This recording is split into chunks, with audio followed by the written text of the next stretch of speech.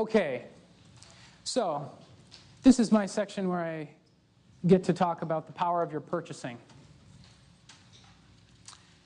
So where you're casting your vote with your hard-earned dollar.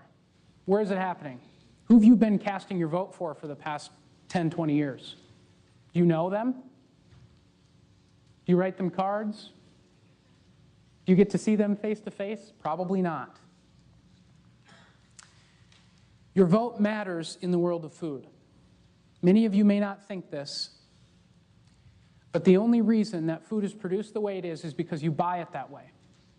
If you didn't buy it, do you think they'd put it on the shelf? No, because that's not profitable. So we're not going to try to change the system by storming their headquarters with pitchforks and torches, right? There's no point in trying to fight that battle. The only way that you can change the practice of feeding arsenic to chickens is by not buying chickens that were raised that way. It's that easy. It's that easy. The food industry's unhealthy practices will grow and expand as long as people continue to purchase their products. Bottom line.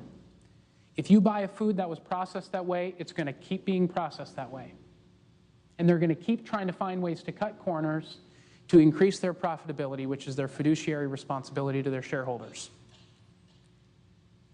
How many people think that a shareholder gets paid on how healthy the people end up when they eat the food? That is not our measuring stick in this country. Your health, or you're getting sick, is not a level of success for a food company. Doesn't matter. So, they do not have the power we do. I want you to take a look at this video. This is a very good friend of mine, and it'll give you a little bit of a sneak peek into the world of a farmer. It all started when I was 19 and I was diagnosed with cancer. And when something like that hits, you start to ask yourself questions on why and how and what can we do about it, or what could have we done about it.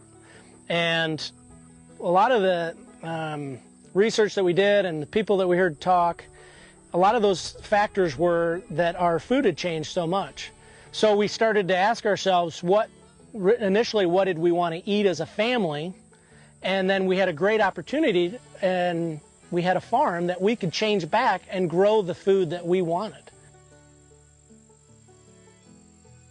A lot of people have asked me over the last 7 years, since we've been dropping off boxes to our families of meat, you know, is there a big health difference in grass-fed versus corn-fed beef? And there's a lot of research out there, and the biggest benefits for grass-fed beef are very high in CLA, conjugated linoleic acid, and the omega-6 to omega-3 ratio is even. Common sense-wise, a natural diet to an animal is going to produce a natural protein and natural fat. We've had some families that have had digestive problems with their children, and even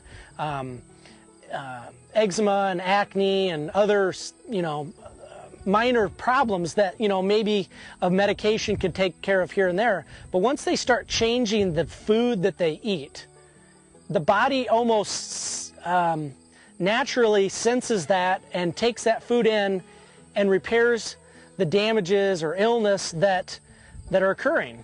I get a lot of questions. Probably one of the most popular questions that we get is, you know, the food seems expensive. You know, is it a lot more expensive than conventional? If I go to the grocery store, you know, I can get cheaper food, and why should I buy yours? I'm not sure if there's an advantage of feeding your children the cheapest food that you can find. In our house, I ask the opposite question. What is the best food that I can find? And if it's more expensive, is it worth it? Commodity farming uses anhydrous and chemical fertilizers and herbicides and pesticides.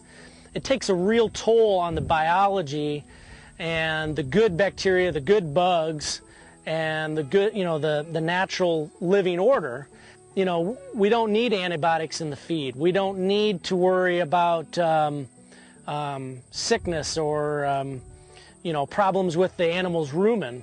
What they're eating here with this environment is a natural environment that will provide them their whole life with the system that they need to survive and thrive. When people throw around the word sustainable, that's what I think sustainable means, is you just allow nature to do the work for you. The most important thing that I want people to know is that they have the power and the control by choosing to buy these products. You are voting to have this type of farming. You are electing this type of farming when you choose to decide what you want to eat and how you want your food to be raised. The next time you drive through Iowa, I want you to take a look at all the fields. And I want you to count on how many fields you can find that don't have corn and soybeans. And then ask yourself why. And if you think that there should be something besides that, like pasture, then you have a choice. You get to vote every day, anytime you want to eat. So it's up to you. So there, straight from the horse's mouth, so to speak, or the cow's. Nick Wallace is an example of one farmer, and there are a lot of them out there. We've got another one here tonight that I know for sure, at least. There might be some other people who are farming in this way. But you guys have the choice right now to start making different purchases, different votes for a different way of doing things, for healthier food, for food that isn't a science experiment, if you will. Okay? Those types of farms, they don't have to use antibiotics. If they do, it's very rare, and it's a very short run, and they make sure that that animal gets its natural digestive order intact immediately afterwards. It's a very, very different way of doing things. So your dollars shape your community. Every time you make a purchase, you're shaping the place where your kids develop and grow. Have you ever thought of it that way? Every time you hand $1 over the counter, you're saying, yes, please, more. Yes, please, I'd like more of that. Exactly how you do it. And if you can find any corners to make it cheaper, go ahead and cut them. That's what we've been saying for so long. It's time to support things where you really know what's going on behind the scenes and you approve of it. Food costs and budgeting. Mental, physical, emotional, and social development are drastically influenced by the food choices we make, and the choices we make teach our children by example. How many people have had your child ask them, please, can we go to a fast food restaurant? I'm not going to name names, but you can probably imagine which one it is. Oh, they put wonderful toys in there for them to play with. They are so concerned about your child's health, aren't they? Probably not.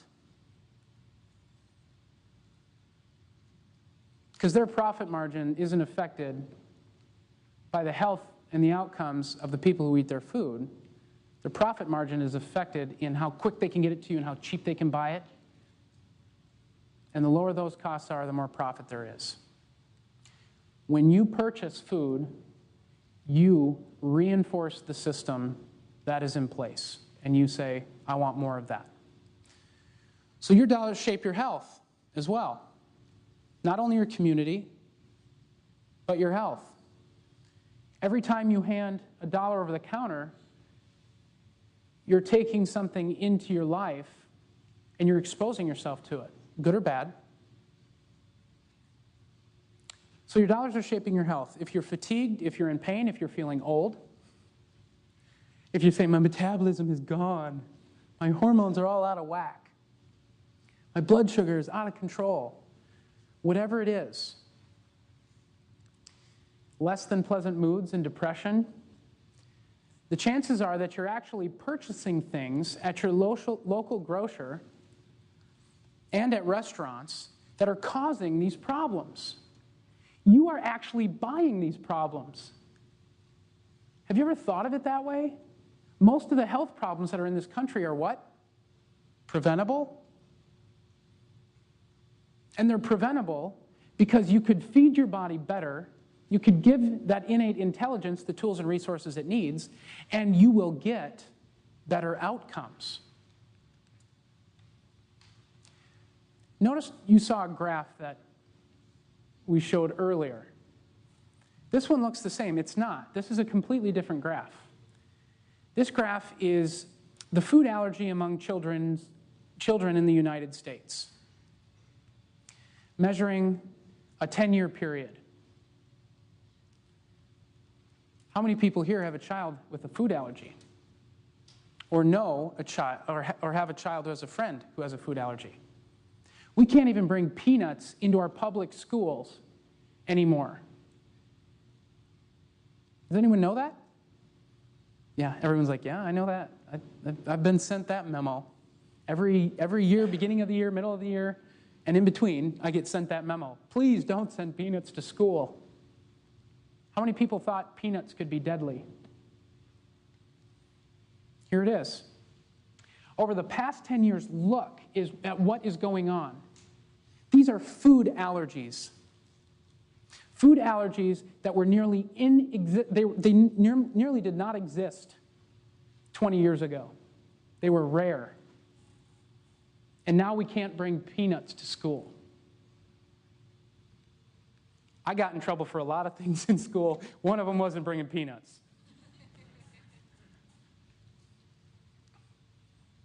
Symptoms are great examples of preventable things that many people unnecessarily deal with every day and are self-inflicted through the foods we buy. Those children, just so you know, got those allergies by consuming processed food, by consuming food that has been altered. Because children who consume those same foods, what we thought were the same foods 15 years ago, didn't get allergies because they weren't altered. We need to start thinking critically. We need to start really thinking through this stuff. What is causing these problems? Who has an answer for all of those allergies? The conventional food system doesn't. I read right in an article the other day, scientists do not quite know what's going on. Do you know what they're attributing it to? They're saying we are so awesome at cleaning that kids are just, everything is so clean that kids aren't being exposed or challenged like they used to. So now they've got food allergies because we are so clean.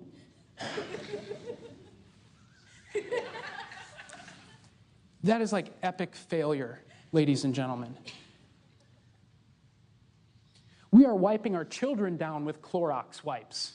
Not just the tables. We're like, we take them to the grocery store and we're freaking out. We're grabbing the first antibacterial we can get and we're spraying it on them and spraying it on ourselves and we're putting it on the grocery cart. We are germaphobes. And look what's going on behind the scenes. We are sicker than we've ever been before. When I was a kid, I pretty much bathed in manure every day. And all my friends, we grew up in that. I mean, we're milking cows and we get slapped across the face with a tail full of manure. And we just keep milking. Because you're going to get hit about 10 more times that day. It's just not that complicated. Stop being germaphobes, ladies and gentlemen. You've been given the most dynamic immune function ever known to the universe. You've got it right inside of you. And when you start supporting that immune function with the proper nutrition and stop getting in its way with chemicals and altered food, you will begin to return to health, and your children will begin to return to health. It's not that complex. These problems that we're trying to flip the world upside down for, literally, I mean, our government is absolutely in shambles right now, trying to figure out what to do with this health crisis. It's not that hard. Oh, and by the way, if you want to leave it up to them, you guys can leave now.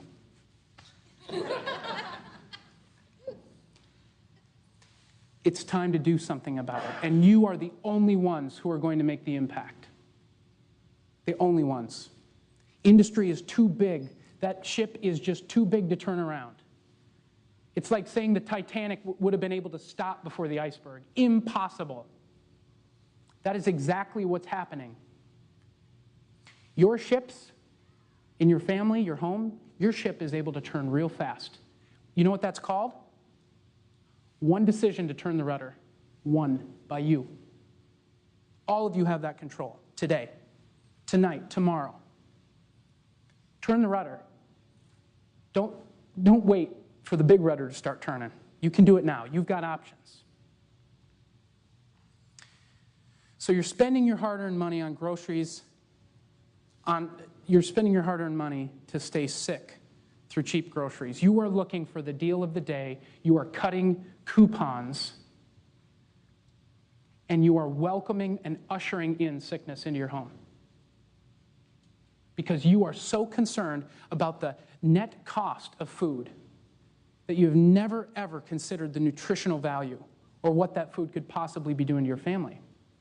It's not necessarily your fault, just so you know. I'm not trying to beat you down. You're all going to leave here like, oh, man. That's not the point. Just realize you now have the information. You now have the power. You can now make a decision about it. Cheap food is the grand illusion in the world of nutrition. It is the grand illusion. You are coerced into making purchase decisions every day because of sales. If you notice, that's what most of the marketing is behind, is pushing sales. What's on sale this week? Eventually, you should get to the point where you never ask what's on sale. You want to know, where's the most nutrition this week? What's local this week? What's fresh? What's in season? What's in my CSA basket this week? How am I going to cook this? What's kohlrabi? Go on the internet, ooh, kohlrabi recipe. That's what you got to make decisions on. Don't try to find the next steal of the day. Go buy good food and spend your effort on figuring out how to cook it. Just so you know, there's been research done on the cost of food. And Yale University School of Medicine came up with a conclusion that our findings indicate that it's possible to choose more nutritious foods within many common categories without spending more money, and suggest that making small improvements in dietary choices does not invariably cost more. That's basically saying it's not more expensive to purchase healthier food. All you need to do is develop skills, know where to find it, know where to find your farmers. When you can find that stuff, you can start purchasing this food and not have to necessarily budget for more. If you do you think it's going to be worth it? If you have to spend a little bit more on your food, is it going to be worth it? Can I get a yes? Yes. And you don't have to say yes if you don't believe it. If you've seen all this stuff and you still don't think so, then you probably don't. You wouldn't want to spend a dime more on your food. You're actually probably going to start looking for coupons tomorrow, maybe even tonight. The average American household used to spend 15 to 17% of their family budgets on food costs, and a mere 3 to 5% on their health care expenses. This was in 1975.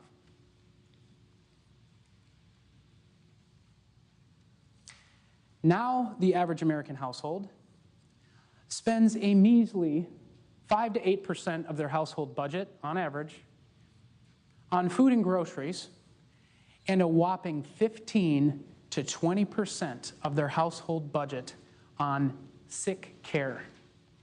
And the reason I say sick care is because it's on health insurance premiums for an insurance card that only is engaged when you have symptoms and sickness already there.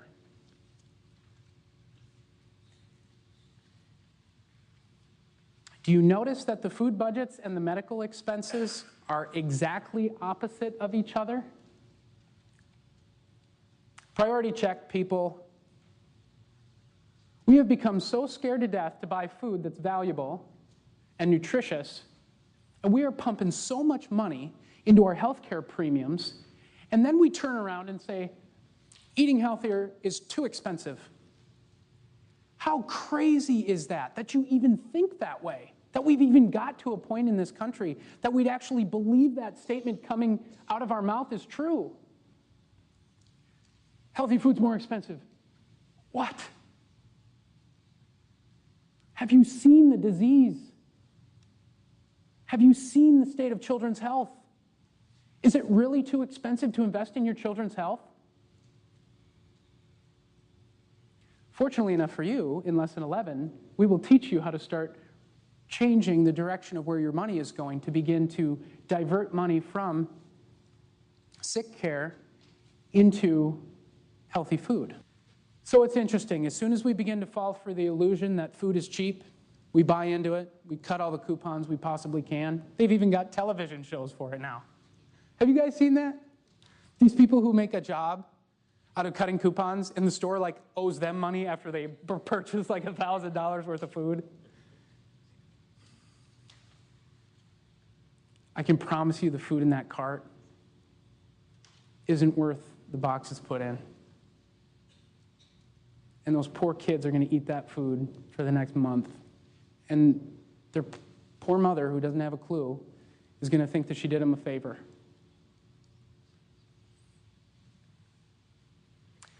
These are the two charts. Again, I did not say that I was going to directly associate them.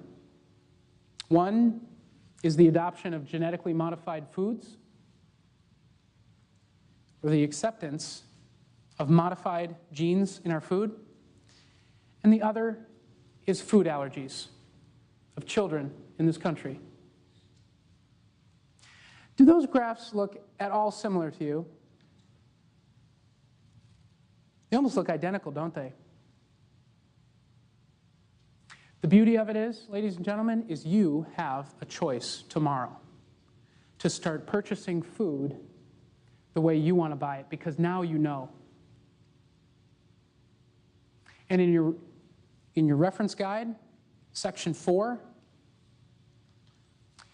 is also a wealth of information to help you understand the difference between an organically grown food or a locally grown food, because some local growers don't certify as organic, but they still grow that way. That's why you need to know your farmer, because you can ask them the question directly. Because organic farmers are taxed just to be called organic, and then they have to pay fees, a percentage of their sales, to stay organic. And conventional farmers, they get paid to do it. Does anyone realize that they're paid more for their crop than it's worth? We pay more for corn and soybeans in this country than they're worth. We literally pay an upcharge. We're spending 20%, 10 to 20% more on corn and soybeans than they're worth, but we're charging organic farmers to grow organically. Ooh, ay, ay, ay. The very system itself is again, it's built around, it's built to support itself. Only you can change that. I wanted you to see these graphs side by side. I want you to remember these. These are very important visuals.